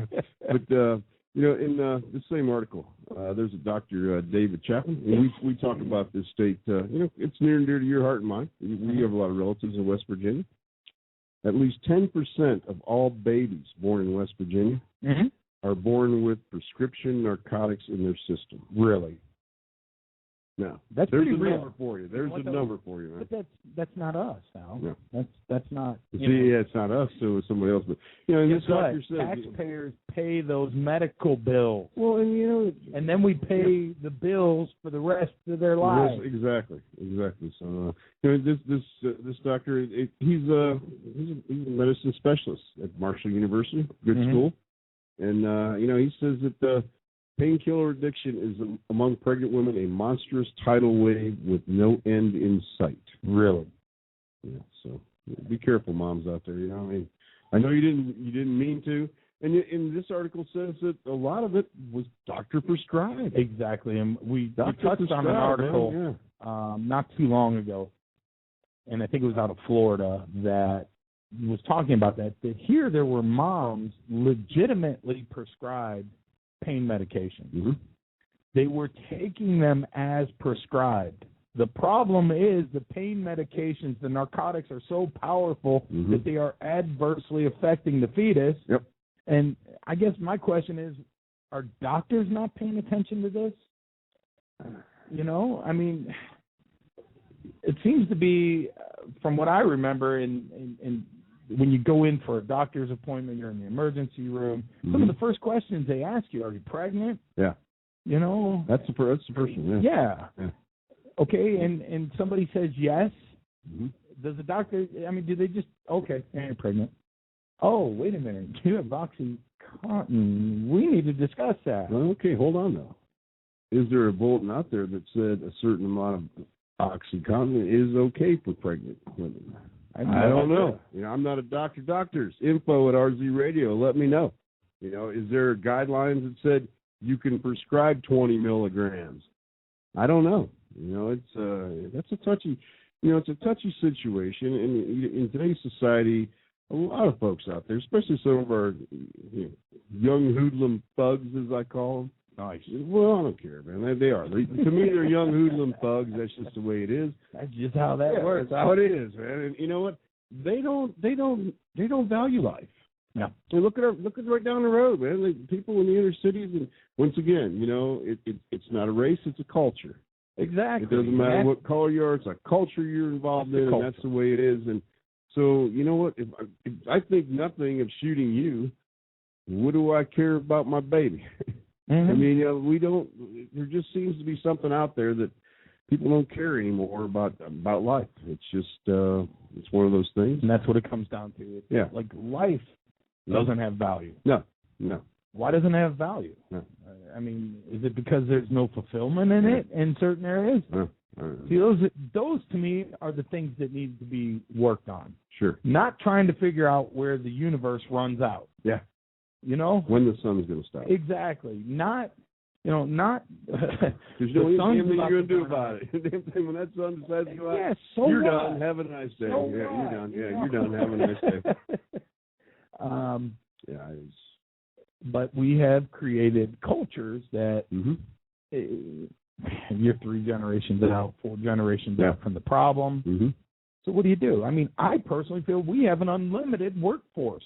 It just doesn't know how to work, and it's not into working. Mm-hmm. We have more than enough of a labor force in the United States of America. We do. Yeah. We do. And we can probably be very competitive in a world market because you can pay a premium if you're not paying someone to sit home and trying to pay a wage. There you go. You see what I mean? Uh-huh. So people say, well, I can make more at home. Well, you know what? If we could get more people working and having less of a drain on us financially for not working, essentially, you could pay them a pretty damn good wage and still be getting ahead of the game. Mm-hmm. You know, we were talking, I got to tell you, I made this trip. We were on the road for probably 18 hours there and back, and never turned the radio on. Just had a great conversation. Did that thing have a radio? Oh, yeah. Okay. Yeah, I'm just had a radio. Yeah, just didn't have a gas pedal. Didn't have a gas pedal, but it had a radio. We talked about a lot of things, and that was one of the subjects that came up. People working, people doing things, and it was crazy because she's my daughter. She's 20. Better get this. 28 years difference in age. There we go. So, but just different views of different things. And you're right. We have plenty of people to work. So I brought up the thing like they do in Israel was saying, you know what? When you're done with high school, you go to the military for 2 years. Okay. So then, that conversations they join character. Well, gets the thugs off the street first of all. For 2 years, and then maybe who knows what happens. Well, then it got to be okay. Well, that might not be a bad idea, but then when they come back or this or maybe they'll change their attitudes or minds, or maybe they'll learn work ethic. And when you're looking 3-4 generations out, there's no one to teach you work ethic. Sure. So and then it came up to say, well, the folks coming back from service, PTSD is a big thing. They have a lot of mental issues, and she brought up a good point. She said, "Okay, your mom and not my mom, but the child's mom or dad, right, or society in the whole, are telling them you shouldn't kill that fly. Yeah, flies have a right to live. We can't cut down that forest because the owl lives there, or you know what? If you catch a fish, you can't eat it. You shouldn't be fishing anyway, but you got to turn it loose. By the way, you're 18, go kill that guy." And it's like, whoa, hold on. Where are we at with that part of society that says this kid, we thought him swatting flies are wrong. Let the mosquito bite you. Don't put spray out there to kill the mosquitoes. But by the way, go kill that Taliban. I mean, what's going on? I mean, man, these kids got to have something in their head coming back. You brought up the Taliban. Yeah. I was just happy. I'm reading an article here on heroin. Okay. It goes right along with what you're talking about. The things that we say and do and the actions we take and don't take, and we all wonder why everything's such a mess. Yeah. Maybe we need to take a look at the actions we take, because I personally have a big hang-up. Those people that you're talking about, sending them out to kill people, all right, we are in the heart of the opium fields. Yep. Yet we have a heroin, an epidemic. I don't understand that. and it's an epidemic that's supply and demand, and there's so much supply. It's the cheapest drug on the street. But we have a military presence. Yeah, we do. We have, and our kids are dying. Mm-hmm. What are they dying for? At least give us a reason. You know what I mean? It doesn't make it easier for the families that lose their children. No. But at the same time, it gets really old. Mm-hmm. We have kids all over the world dying, and really nobody's stepping up saying this is why we're there. See? And then show me something that supports the effort.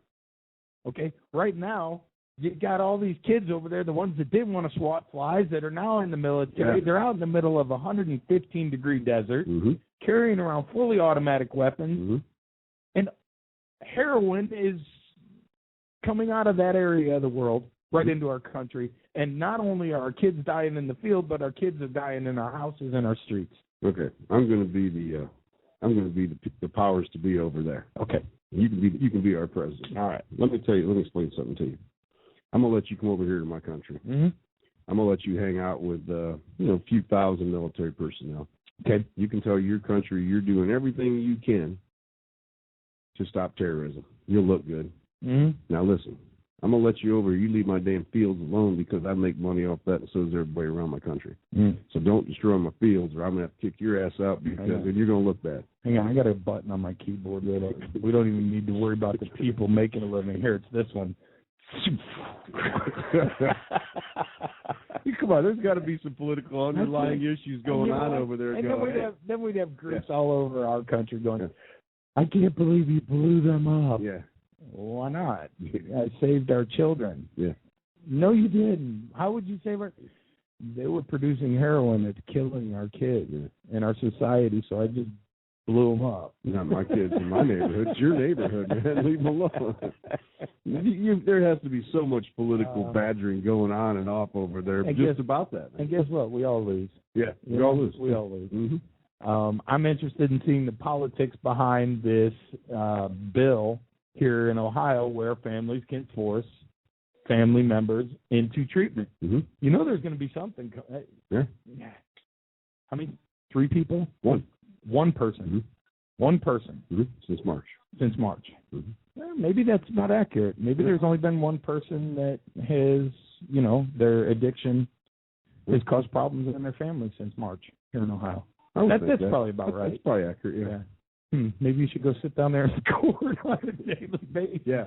You may come to realize that that's like every 30 seconds. Yeah. Yeah. Yeah, it's a strange world, and it's something that I've learned through sobriety is simple. Simple is always better, and we complicate a lot of things. And I think that's what treatment has done is it's become so complicated that hey Shane, you know what? This is what I need you to do. Don't drink or drug today, and if you think about it, call me. Yeah. And tomorrow morning, guess what? Don't drink or drug. If you get to tomorrow, don't drink or drug. Work on it piece by piece. Just try to get through the day, not putting a drink or a drug in you. Yeah. And if we can do that today, let's call today a success. There you go. Yeah. And we'll give it another shot tomorrow. There you go. Let's not complicate this. Let's not complicate it into the neuroscience of addiction. But Shane, you don't understand. I've been invited to a Labor Day party in September. What am I supposed to do? Great. We aren't anywhere near that. No, yeah. You may not be alive by then. I got this thing coming up in October, man. I just don't know how I'm going to deal with it. And that comes up. Yeah. It really does. It comes up. People, we start looking so far out in front of us. Mm-hmm. And the truth is, if you're struggling with some sort of an addiction today, an eating disorder, or anything, you got a problem. Let's see if we can just work through today. And I hear it said more often today. You'll hear it in mainstream media and stuff. You'll hear people say, it's just one day at a time. And they may not have any idea what a 12-step recovery program is. It's just that has become something that people say. Now, can they live that way? I don't know. I know that when I had people telling me, slow down, we got to go through this one day, I'm thinking, you have no idea I was thinking way out here. Mm-hmm. I wanted the results. I wanted this. I wanted that. And here everybody's telling me, let's just get through today. That's all we got to do is get through today.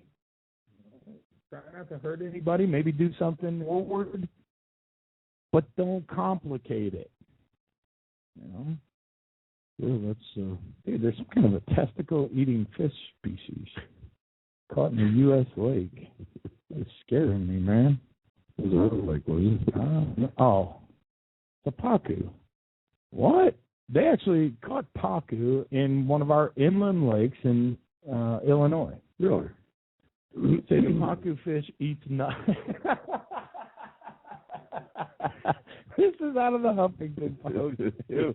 It says, when biologists say the pacu fish eats nuts, they may be correct in more ways than one. The pacu, a toothy fish that can weigh up to 55 pounds, has been spotted in Lake Lou Yeager in Illinois. Responding to a report that a fisherman had reeled in a piranha on June 7th, Lake Superintendent Jim Caldwell brought the fish to the Illinois Department of Natural Resources, where it was identified as a pacu. Some reports say another pacu was seen a couple of weeks later. Caldwell said he is still swimming in the lake nearly every day. Pacus primarily eat nuts, aquatic vegetation, and snails, and pose no real threats to humans. Residents of Papua New Guinea may beg to differ. There, according to British fisherman Jeremy Wade, the pacu is known as the ball cutter. Wade said locals informed him that 2 fishermen had died from blood loss after something in the water had bitten their testicles off. Locals told me that this thing was like a human in the water, biting at the testicles of fishermen. Wade determined that the perpetrator was the pacu. So everybody in Illinois, be careful. I needed to give everybody a little bit of a break. Yeah. You got to be careful, man. There's pacus in Illinois, and they eat nuts. I mean, walnuts and acorns and stuff. I don't know what you were thinking. Are you serious? You're out there today a little bit. Yeah, I saw that. I had to read it. Yeah, that's what we do here at the Recovery Zone. When we hear things, we want to keep you safe, so we give you a little heads up on what's be coming. Be careful where you're swimming. Yeah. We're going to get more info at RZ Radio comments coming in there than we did about the tens of thousands of babies being born exactly with addiction. Yeah. So, now, I am fairly certain. Well, we talked about the woman. Another woman attempted to swim from Cuba to the United States. Didn't make it. I think 10 miles short or so. I don't know. Swam 90 miles and only went like 6 miles. Yeah. The current had them. I believe there's another person attempting it right now. Yeah. Don't have anything better to do. Actually, that might not be a bad deal for our Olympics.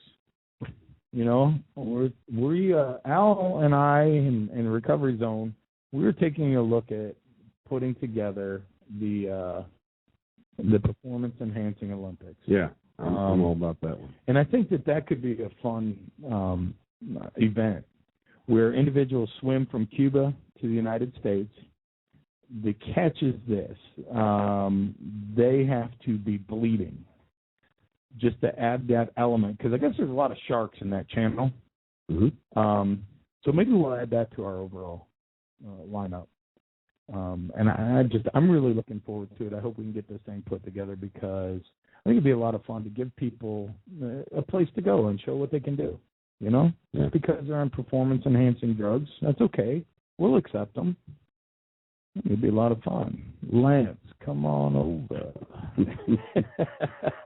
Yeah, leave him alone, man. He's old. He's only got one testy, too. Really? Yeah. He went through some cancer. Leave him alone. So. Yeah, you know, it's like a full-blown attack on him right now. Oh, it is? It is. I mean, people coming out of everywhere. You know what? If he didn't lose it from cancer, Cheryl Crow would have killed him anyway. So. Dude, you know what? Knock it off, man. All right. Hey, I got to tell you, Chuck sent me this. Justin Bieber, He had his chrome car. He's I guess, featured Rolling Stone this month. Yeah. There's a caption that says, rape that happens for a reason. There's, sometimes young boys and young girls that don't know anything about anything should just shut up and, not give interviews. Say, talk to my publicist. I don't do that. Yeah. So they interviewed him and says, he said, I really don't believe in abortion. He doesn't think that, abortion should be legal. Okay. So he was asked, well, what about in the case of rape? And this young gentleman's answer was, well, I think it's sad. But then again, everything happens for a reason. Justin Bieber said that? Yeah, and it's in Rolling Stone, so it's like, dude, what?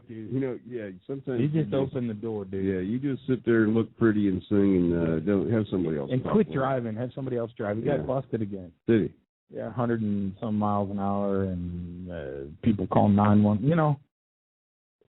Whatever. Yeah. I don't know.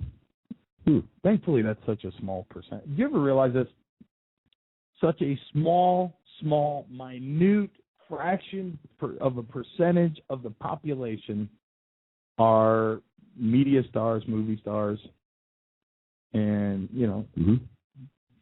but they have the most exposure. Yeah. It's like, and he's been on this rampage, driving like an idiot and doing all these things. And guess what? I get away with that. Yeah. Mm-hmm. And that's a bad thing to show people, know? Mm-hmm. Just like, what's her name? And she hasn't been in the news in a little while. Yeah. What's her name? I can't remember now. That's good. Lindsay Lohan. Yeah, Lindsay. Hey, I got to, Clyde's a sick listener. Nice. He sent me a thing this morning, and I got to question it. info@RZ Radio. Nikki. Is Nikki Maple Leaf around today?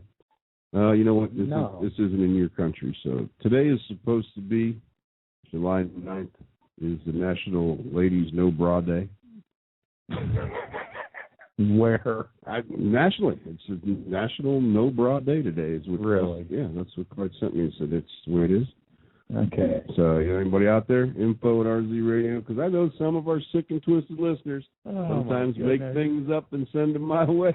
I just want to make sure if it's a national day. And if you're a lady, you get a day off work?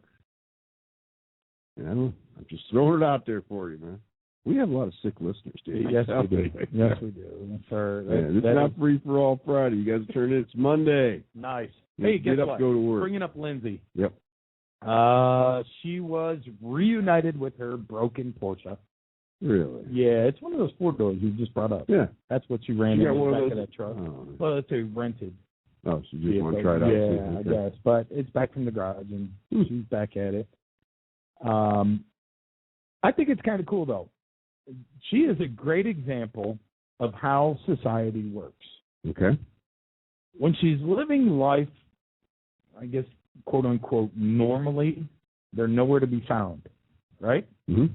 Go out and get a DUI, go out and get something, and all of a sudden, it's everywhere in all the tabloids, Mm-hmm. As opposed to, why don't you profile the rest of the people that got a DUI over the weekend?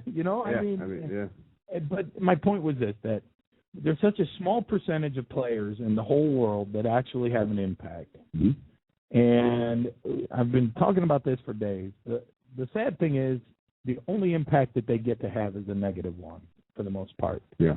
Because there's nothing healthy to the bottom line, so financially, mm-hmm. in media, to somebody that's doing things okay or being normal. yeah, whatever that is. But yeah, you're right.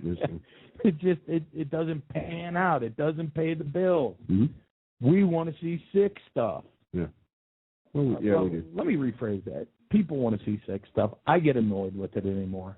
I do. I get annoyed with it. Thank God for groups like Rockers in Recovery.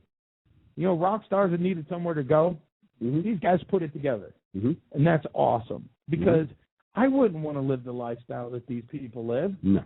You can't do anything by yourself. Mm-hmm. And of course, then you got that's what you get. If that's what, and you're exactly right. If you choose that lifestyle, that's what you get. I think it's cool the more mature athletes and like movie stars you never hear about them. You ever notice that? You just never hear about them. They move out on their ranches, and guess what? They find a small town somewhere where I'm sure when they first get there, there's a bunch of hoopla. But then it's over, and they can just hang out. And I think, you know what, that's cool. You know what I got to notice, because like you say, I did put about 1,100 miles on the Dickmobile. Hey, now, Dick and Son. There you go. Flowers by Dick and Son, the Dickmobile. That was my mode of transportation. You know, just like you said, the older, more established. I became a star. You know what? I got a tour bus. I'm putting my name all over that tour bus. Let you know, 47. Let you know I'm going down the road, you know. And then all of a sudden, like I saw a couple of times, 3 tour buses with nothing on the side. It's like, okay, that's the dude that made it saying, leave me alone, man. I got some time off, and I'm heading here. Does that happen in recovery? Well, let's think about this. Okay. Early recovery, first few years, you're very actively involved. As people progress into recovery, a lot of times we start to lose our old timers, not going back out, but they kind of settle into their life. And, you know, we happen to have a friend, he's a supporter. He's still pretty active. I mean, he probably, I'm not faulting anyone. I'm saying you kind of see it. You're new, you're on the scene, you're a part of it. And you just kind of move on, and it progresses. And recovery, you know, recovery is recovery, and to me it's a lifestyle. But just like those movie stars, when they're new on the scene, they're always in the middle of everything. They always are right there. And I think it's cool as you get older. Like, how about, what's that guy's name? Richard Gere. Where's he at right now? You see what I mean? It's like these guys gals are big. But they kind of just move on. And I think that's cool. I really do. What do you think in recovery? It's, okay, we're going to let it up to the newcomers to take over, or do you say, hey, listen, man, I still hit a couple of meetings a week, 3-4 a month, but I've moved on with life. And I do this for me. You know? And if you need me, call me. But I'm not out there actively seeking to, you know. And is that right or wrong? I don't know. If it works for you, great. You went on with your life, and your life's good, and you're happy, and your family, and you're enjoying life. Who am I to say that's not the way to be? Who am I to say you got to do 3 meetings a week? You know? Mitt Romney. Now, this is awesome. Okay. All right, I'm changing tracks here. All right, go right ahead. The caption reads, Mitt Romney raised $106 million in June. Okay? And then you got to get down into like the third paragraph to come to realize that Obama wasn't far behind. He said that. I read that. Obama raised $90 million. But you can see who put the spin on this deal. Can you see how much money he raised? Whoa! You're not far behind. The two of you idiots raised $200 million in a month. That would really help to kick off one incredible awareness campaign and resource campaign for the citizens of the United States of America. You know what? I've yet to see either one of those gentlemen or any of the gentlemen or ladies who are running for the presidency show up at a recovery community. It's a dangerous subject. It is. It really is. You know? It's a dangerous subject that there's no quick fix. No. But you got to look at it this way. You wonderful people keep throwing things around about the economy that there's no quick fix. So is it really? It may be the lesser of two evils. Start talking to people about addiction. Start talking to people about recovery and about resources, because you may actually get somewhere on that side of the economy. We got a mess. And addiction, believe it or not, undermines a whole bunch of that economy. Yes, it does, doesn't it? So if you're out there and you're struggling, you know, we are proponents of 12-step recovery. Recovery is possible. You don't have to go to one of these posh treatment centers. However, people do go there and find recovery. If you can't afford that and you feel like, well, there's no hope, yes, there is. You know, let's keep it plain and simple. There's hope. When you decide you're ready and willing to go do something about your drinking, drugging, eating disorders, gambling, any obsessive compulsive disorder, there's help out there. Mm-hmm. But I can tell you from experience, nobody just fixes your stuff. Mm-hmm. I'm going to tell you something. I'm going to slide away a little different All right. today. Kassam Sultan? Mm-hmm. Yeah. He's going to perform at the Rockers and Recovery Music Festival. Oh, really? And that is November 2nd, 3rd, and 4th, 2012. Mm-hmm. And it's located at C.B. Smith Park in Pembroke Pines, Florida.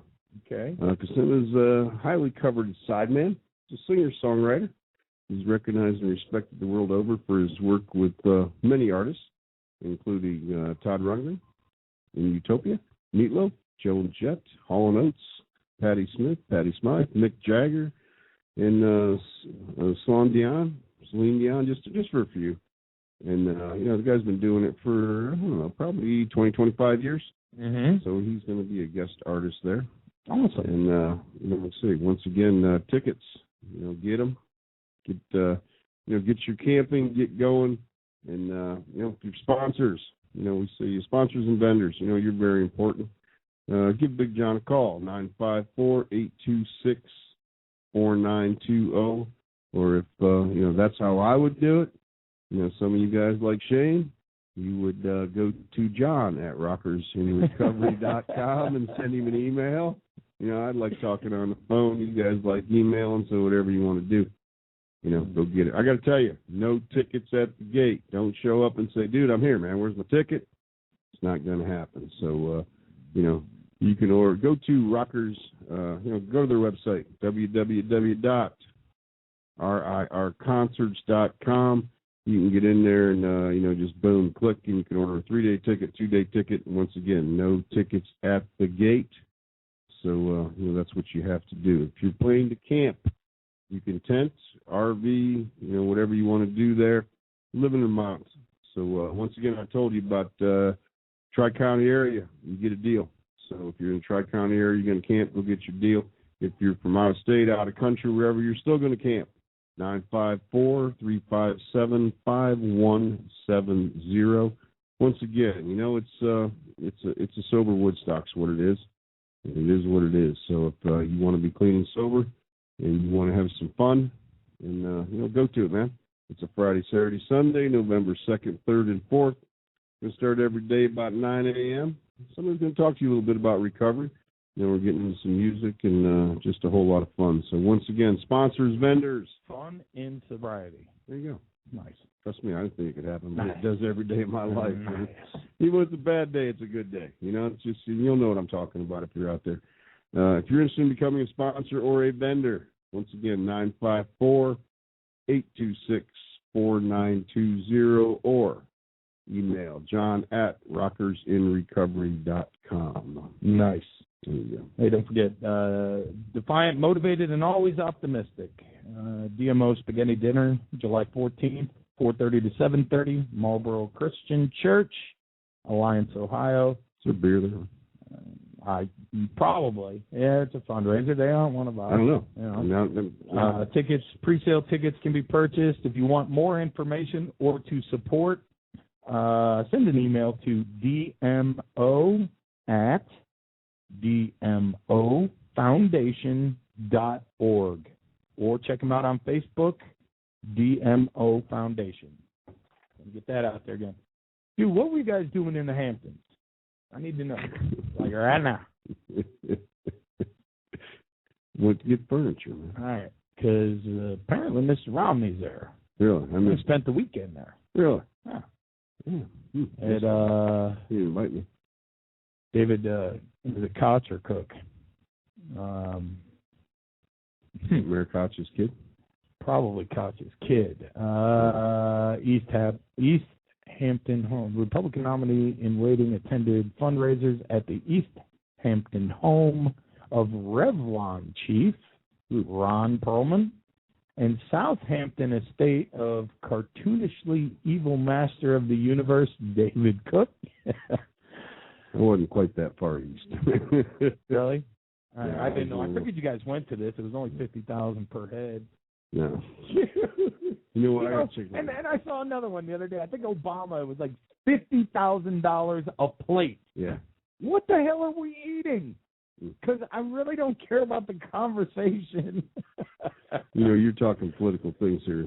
Apparently, one of your relatives had chirped in. Here we go. Yeah, they said that talking about our debt.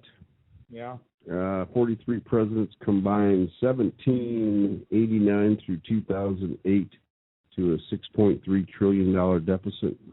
Really? In the last 3 years, we've amassed 6.5 with the new administration. So, people in West Virginia saying that this must be the Republicans' campaign slogan in West Virginia. Yeah. It says, you cannot get the water to clear up until you get the pigs out of the creek. Oh. I guess that's a West Virginia slogan. We're saying, so I don't know. So I guess, thank you to our West Virginia listeners. Down a bit over there. West Virginia listeners, hey, I don't discriminate. I give you news from wherever it comes. Uh-huh. Sorry if I offended your family. No. I'll tell you what. It's a mess, man. All it's states, a mess. everybody's in trouble. Mm-hmm. But it's like the Appalachia, let's just take West Virginia. Man, I mean, Southern Ohio, West Virginia, just being ripped apart by prescription drug abuse. I mean, ripped apart. Mm-hmm. And, this kind of stuff pisses me off. And it's both the Republicans and the Democrats. Mm-hmm. Can't we do something? And I've got to let it go. You know what? And it's hard for me because I care about drug addicts. I care about alcoholics. But you get to a point where I can only do what I can do. And first and foremost, me and my household has to be the most important. Mm-hmm. My sobriety has to be number one. But it's just so disheartening when you see, we just hear real numbers, $200 million raised. Yeah. In 1 month. It's for TV ads. In 1 month. And, this is for I'm trying to raise enough money so that I can get a job that pays what, $400,000 a year? Is that what the president pays now? Something like that. Something like that, yeah. Used to only be like 200 and something. Yeah, I think that's, yeah. So you got to ask yourself, there's a lot more to this story, isn't there? Uh-huh. Spend $1 billion to get a job that pays $400,000 a year for 4 years. Mm-hmm. Do your math real quick. Yeah. That it's only 1.8 million plus benefits. Mm-hmm. Okay. Yeah. There's obviously more to this picture. Plus work 4 years and retire. You're done. Yeah. But there's obviously a lot more to this picture. Yeah. Mm-hmm. I guess it's just disheartening when there's so much going on. And I'm just talking about our country because other countries have their own plight. They really do. I thank God every morning, though, I get to wake up clean and sober, and I get to come on here and bitch about it. I get to bitch about it. Mm-hmm. Just the way it is. What do you got? You got something over there? No, I'm just looking at some emails I didn't get to all weekend. Anything good? I just got an email from this guy I haven't seen in probably 20 years. So. Really? Yeah. He's probably surprised you're still alive. Actually, I'm thinking, okay, well, this is makes sense, but I'm thinking, dude, the guy got all political on me. It's like, really? I've talked to you 20 years. Yeah, and yeah. He wants me to vote against health care. Nice. Yeah. Nice. Different, huh? And, that's, has anyone looked at that? info@rzradio.com, this national health care policy. Yeah. What about addiction? Is it in there? Didn't say anything about that, no. No, I haven't seen That's it. something to think about. Yeah. I don't know. We have problems all over the world, but like you said, you alluded to it earlier. Said I got to worry about my house first. I got to worry about me first, then my house, and then go from there. And I had a nice conversation with my wife yesterday. We were talking about a gentleman who said he had enough. Mm-hmm. And this gentleman, and I'm coming to find out he asked for help. I, reached his hand out, so I'm attempting to help him. And, got several phone calls. Hey, dude, I went over to the guy's house, and he was rambling on, talking just like he used to be. I said, yeah, well, does he call you? Nope, he hasn't given me a call. He goes, And he smelled like gum. He smelled like breath mints, and he was just rambling. I said, "No, I'll look into it." And it just so happened I got a call when I got back home. Hey, have you seen? Nah, Yeah. And my wife said, because she was there from the very beginning when the guy reached out, and she said, "Yes, she was." Yes, she was, and she said, he did that to save his marriage. That's the only damn reason that was all about. And I said, yeah, I know. And she said, I had my doubts, but I kept my mouth shut. And she said, if anything, you have taught me. It's for you. That's right. It's for you, and you go from there. So if you're out there and you're struggling, you're going to say, I'm going to save my marriage, I'm going to save my kids, I'm going to save my job. Probably ain't going to work for you then. No, the reality is when you're in it to save your own life and change the way you live, yeah. The other stuff might work out okay. It might not. Yeah. But if you come into recovery and you're just trying to hold on and fix something and save something, I don't know. My experience, because I tried it for a long time, it just didn't work out for me. It wasn't until I was sick and tired of me and really didn't matter to me anymore what was going on around me. I just didn't like me. Yeah. Then, you know what? Then I was able to hang on and do some things. And the thing that I missed all along was when I did that, when I just focused on me, everybody else started winning already. That's it. Yeah. I didn't have to go out and try to sell them on my new me. They saw it. And that's really the people that are closest to us have heard us run our mouth for freaking years. They really have. We have, I'm sorry that, the sorries have long been burned up. The trying to put a new spin on things has long been gone. And when I ran out of all that crap and I just decided I didn't want to live the way I was living no matter what, they already started winning. First off, I wasn't in their ear yanging about how much better I was getting. Well, yeah, there you go.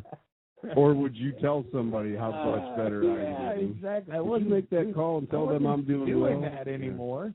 I was just focused on me, and I wasn't pushing them around anymore. So they already started to win. And then guess what? They started to see what they needed to see. Action as opposed to words. Yep. And summertime, and I understand this. It depends on our lifestyle too. A lot of us lived real fast-paced summertime lifestyles. Oh yeah. Oh. And if you're raw in recovery and thinking, yeah, I got this, I'm going to go, you could be setting yourself up.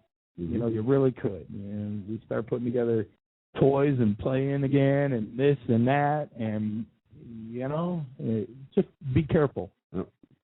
Truth is, even in those situations, if you choose to find recovery, it's there. It's right there. Okay? Recovery is available 24/7, 365. You really don't have to look for it, man. It's there. And if you're starting to hit the recovery zone and you're looking around, you're banging on the tab. You may have something on your mind. Your mind may be telling you, hey, I'm going to click on this and see what's there and see what's going on. And you just follow your instincts. And if you're out there and you just can't even know where your instincts are, make a call to someone. There's always someone there to help you. And if you can't find it, won't do it for you, but happy to give you a little hand up. info@rzradio.com. We'll discuss anything that's on your mind. And if you anywhere in the world, we've gotten to the point now where, we have listeners and friends all over the world. And we could probably find you somewhere to call or somewhere to go to or what you need to do. Or go to rirconcerts.com. Go that route too. Yep. There's help available. It's up to you. Well, we are winding down on that time. Sad to hear, but, hey, it goes on. You know what? When I was out there having coffee one morning on Island, they said, man, you were a ticking time bomb. I said, oh, yeah, sure. Well, I said, what do you mean? He said, you'd show up and we never knew what was going to come out of your mouth or who you were going to offend. Oh, no, that hasn't changed. Well, yeah, that's a little bit it has. I think twice before I do it. Now, sometimes it still happens, but I think twice about it, And she said, yeah, man, we just never knew, who was going to hate you at the end of the day. Yeah, my understanding. Better. I'm a little better. Not a lot. I'm a little better. But I also think it's a lot of fun when you do something, and even I've been there when we just look at each other like, some things don't change. Nah, they don't. You know. I love it when somebody near and dear to my heart says, "Man, we thought it was the alcohol. It turns out it wasn't." Born that way. It turns out it wasn't. You know, so.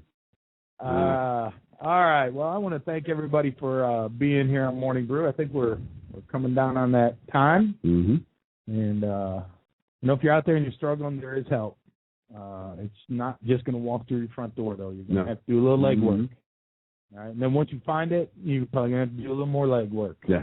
But if you really want it, it's right there, man. It's there for you. Right there. So, Rockers. Thank you, John.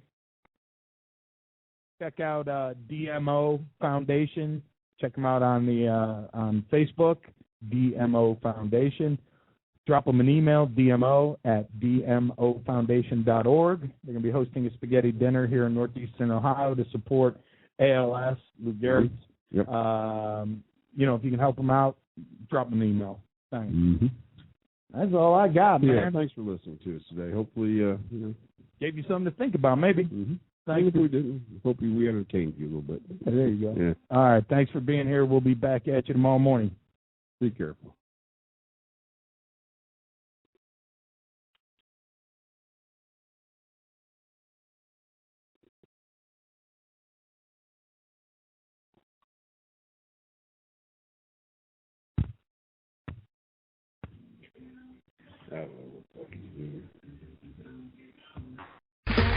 Okay, round two. Name something that's not boring. A laundry? Ooh, a book club. Computer solitaire, huh? Ah, sorry, we were looking for Chumba Casino. That's right, ChumbaCasino.com has over 100 casino-style games. Join today and play for free for your chance to redeem some serious prizes. ChumbaCasino.com. No purchase necessary. Void where prohibited by law. 18+ terms and conditions apply. See website for details.